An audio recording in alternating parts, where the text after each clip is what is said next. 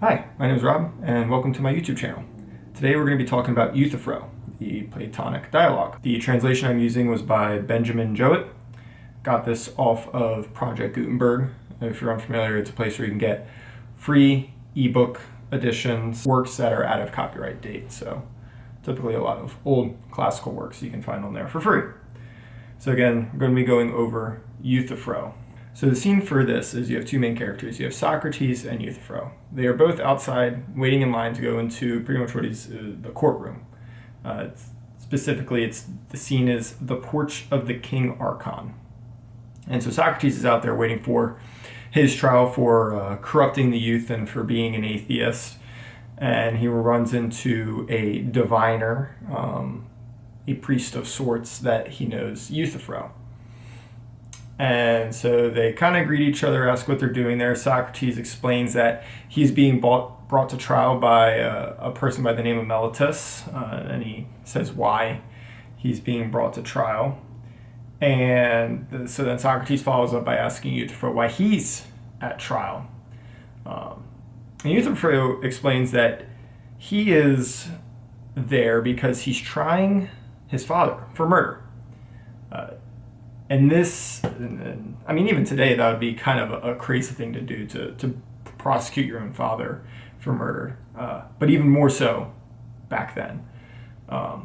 Definitely against very taboo societal norms to bring against any prosecutions against your family members, let alone your own father. And so Socrates assumes that his father must have killed a family member, another family member, pretty much because no one in their right mind would do this. And the way it goes is Socrates says, "By the powers, Euthyphro, how little does the common herd know of the nature of right and truth? A man must be an extraordinary man, and have made great strides in wisdom before he could have seen his way to bring such an action." Euthyphro replies, "Indeed, Socrates, he must." So then Socrates finishes by saying, "I suppose that the man whom your father murdered was one of your relatives. Clearly he was, for if he had been a stranger, you would have never thought of prosecuting him." And this is kind of what Euthyphro finds interesting.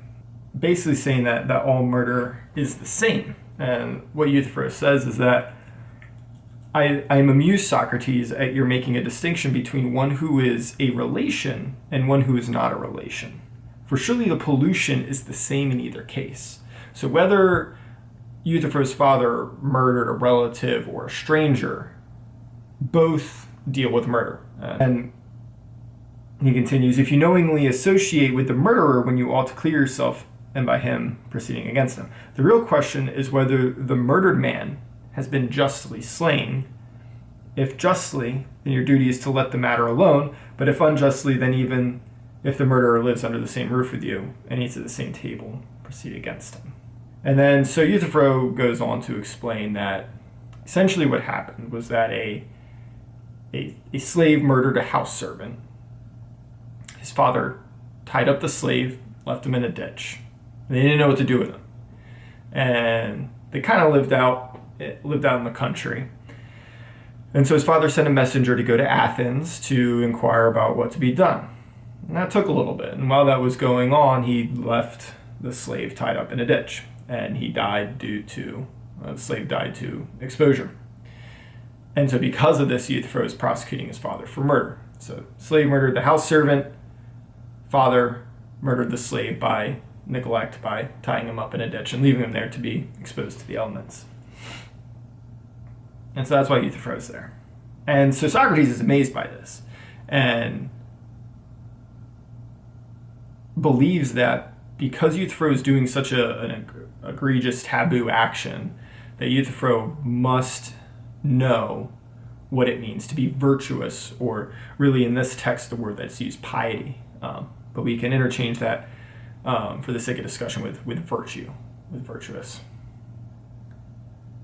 And Socrates wants to know what it means to be virtuous because he can then use that to defend himself against Meletus in the court. And so Socrates says, "Good heavens, Euthyphro, and is your knowledge of religion and of things pious and impious so very exact that supposing the circumstances to be as you state them, you are not afraid lest you too may be doing an impious thing and bringing an action against your father?" Euthyphro replies, the best of Euthyphro, refers to himself in the third person, and that which distinguishes him, Socrates, from other men is his exact knowledge of all such matters. What should I be good without it? So it's kind of clear Euthyphro is not exactly the most humble guy. Socrates is stroking his ego and Euthyphro is taking it. So then Socrates begs Euthyphro to teach him what it means to be pious. Again, so you can use that to defend himself. So now we kind of get into the main body of the text. So all that was setting up the scene. So Socrates starts by saying, and what is piety and what is impiety? To which Euthyphro responds, piety is doing as I am doing. That is to say, prosecuting anyone who is guilty of murder, sacrilege, or of any similar crime, whether he be your father or mother, or whoever he may be. That makes no difference. And not to prosecute them is impiety. And please to consider, Socrates, what a notable proof I will give you of the truth of my words, a proof which I have already given to others, of the principle. I mean that the impious, whoever he may be, ought not to go unpunished. For do not men regard Zeus as the best and most righteous of the gods? And yet they admit that he bound his father because he wickedly devoured his sons, and that he too had punished his own father for a similar reason, in a nameless manner. And yet, when I proceed against my father, they are angry with me. So inconsistent are they in their way of talking when the gods are concerned, and when I am concerned. This ends up being more of an example of piety. Socrates does his normal thing where he starts to poke questions using Socratic dialogue. And then Socrates says, remember that I did not ask you to give me 2 or 3 examples of piety, but to explain the general idea which makes all pious things to be pious. So Socrates starts this by saying, what is piety and impiety? Euthyphro says, piety is doing what I'm doing, prosecuting those who are guilty of murder, and not prosecuting those guilty of murder is impiety. But that's not the definition of piety. That's not the definition of virtue. Those are merely examples of virtue. That's not what Socrates is after. He wants the actual definition of virtue. So then we get into the second claim, or really first real claim after Euthyphro kind of better understands what Socrates is getting at. So then Euthyphro says, piety then is that which is dear to the gods, and impiety is that which is not dear to them. Socrates goes through a series of questions, and what ends up being the conclusion is that the gods don't always agree on what is dear to them, what's not dear to them, what's good, what's bad, what's just, what's unjust. The gods disagree on a lot of those matters, whereas they might not disagree on how long something is or how tall a building is. Those can be measured. Things like justice and injustice, good and bad, love and unloved can't as easily be measured, and therefore the gods disagree. And so if the gods are disagreeing about this, this can't be the definition of virtue, of piety. Euthyphro had said piety is then which is dear to the gods. Well, then it would have to be dear to all the gods. And Socrates and Euthyphro concluded that that is not what always happens. The gods argue and they disagree. And so some of the gods may regard an act as virtuous and others not virtuous. So this rules out piety. This rules out the definition of piety being what is dear to the gods. Euthyphro says, yes, I should say that what all the gods love is pious and holy, and the opposite, which they all hate, impious. So what all the gods love is virtue, and the opposite, which they all hate, is unvirtuous or impious. So this brings about the big question. Is the virtue loved by the gods because it is virtuous, or do the gods loving virtue make it virtuous? And this is what becomes known as the Euthyphro dilemma. Which came first, the chicken or the egg? The act or the state of being or the act of loving. So is the virtue loved by the gods because it is virtuous? So the gods love it because this thing existed already as virtuous, and because it's in the state of being virtuous, the gods love it. Or did this thing exist, the gods loved it, and because the gods loved it, it became virtuous. The act of the gods loving it brought into a state of being virtuous, as opposed to it already being in a state of virtue and that causing the gods to love it. And so Euthyphro responds that the virtue is loved by the gods because it is virtuous. But if we go back to what Euthyphro had just said, yes, I should say that what all the gods love is pious and holy, and the opposite, which they all hate, impious, is not actually the definition of piety, or in our sense, of being virtuous. Because if the thing already existed as being virtuous, and the gods love it because of that, if you take the gods out of the equation, virtuosity is still virtuous. Whether the gods love it or hate it, it is still in a state of being virtuous. So it doesn't actually define what virtuosity is. Because whether the gods love it or hate it, it's still going to be virtuous. So it doesn't, the gods loving it does not define it being virtuous. And if it's the other way around, if the gods loving it makes it virtuous, why? Why do the gods love it? There then has to be something that precedes the gods loving it. There has to be some quality about it that makes the gods want to love it. Or is it simply for the fact that the gods just arbitrarily decided that they loved it that makes it virtuous? Either way, that definition does not, either sides of that coin does not define what virtuosity is. When Socrates says, "Thus you appear to me, Euthyphro, when I ask you what is the essence of holiness, to offer an attribute only and not the essence, the attribute of being loved by all the gods. But you still refuse to explain to me the nature of holiness. And therefore, if you please, I will ask you not to hide your treasure, but to tell me once more what holiness or piety really is, whether dear to the gods or not, for that is a matter about which we will not quarrel, and what is impiety." And so Euthyphro kind of goes into the state of being mad about Socrates, and that his words escape him, and they kind of go around a bit. Socrates says, well, that's kind of just what I do. That's how all good arguments should be. Tell me then, is not that which is pious necessarily just? So now we're bringing in two different virtues in this dialogue. We have piety and we have justice. Euthyphro responds, yes. Socrates continues, and is then all which is just pious? Or is that which is pious all just, but that which is just only in part and not all pious? So it's a bit confusing.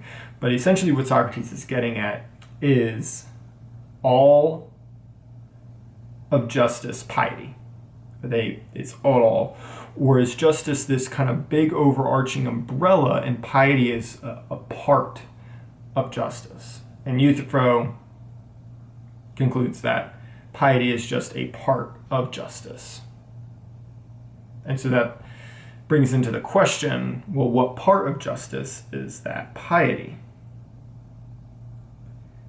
Euthyphro says, piety or holiness, Socrates, appears to me to be that part of justice which attends to the gods,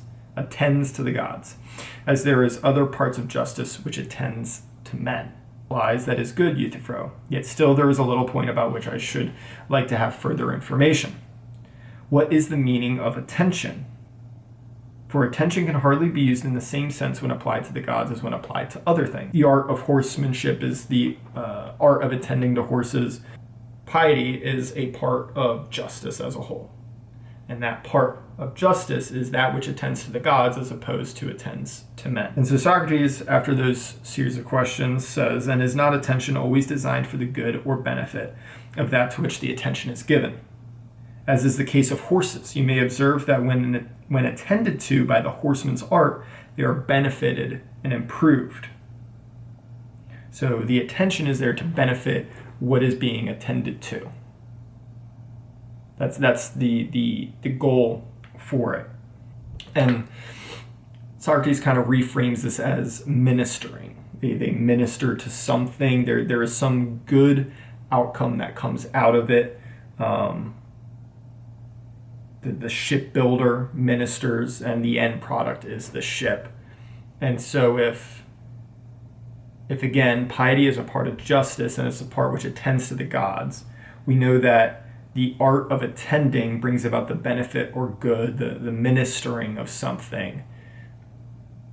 Us being pious that attends to the God, that should benefit the gods, that should bring about some good end product for the gods. Socrates asks the question, what is the good done by the gods, by our help? He says, tell me then, O tell me, what is that fair work which the gods do by any help of our ministrations?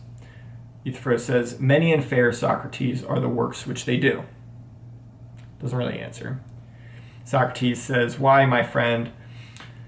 And so are those of the general, but the chief of them is easily told, would you not say, that victory in war is the chief of them? Certainly. Many and fair, too, are the works of husbandmen, and if I'm not mistaken, but his chief work is the production of food from the earth. Exactly. And of the many and fair things done by the gods, which is the chief or principal one? So Socrates asks, what are the works done? Euthyphro kind of sidesteps the question by just saying, oh, there's a lot of them.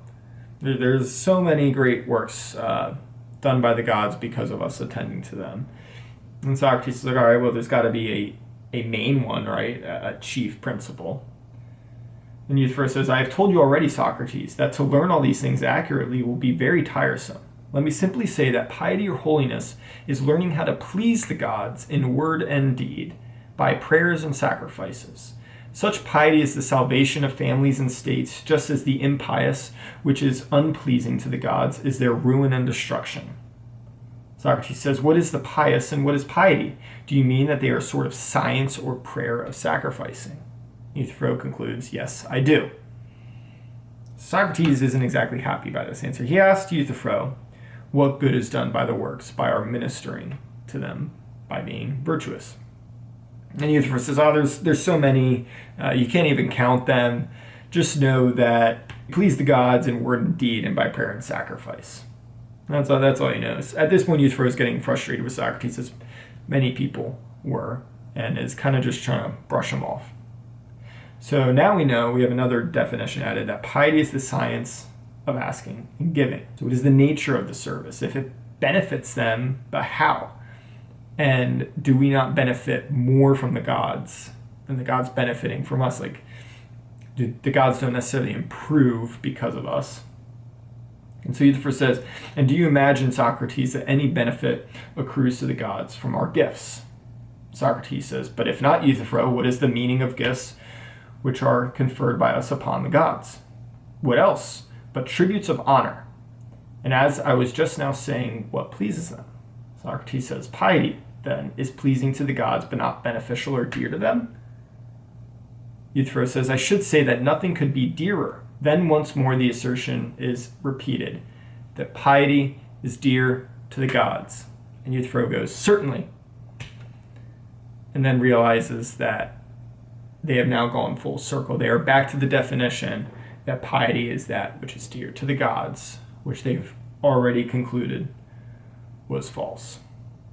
And at this point, Euthyphro gets frustrated and leaves. And that's how the dialogue concludes. And so you're kind of left off with this dialogue of not really getting the answer of what it means to be pious or virtuous.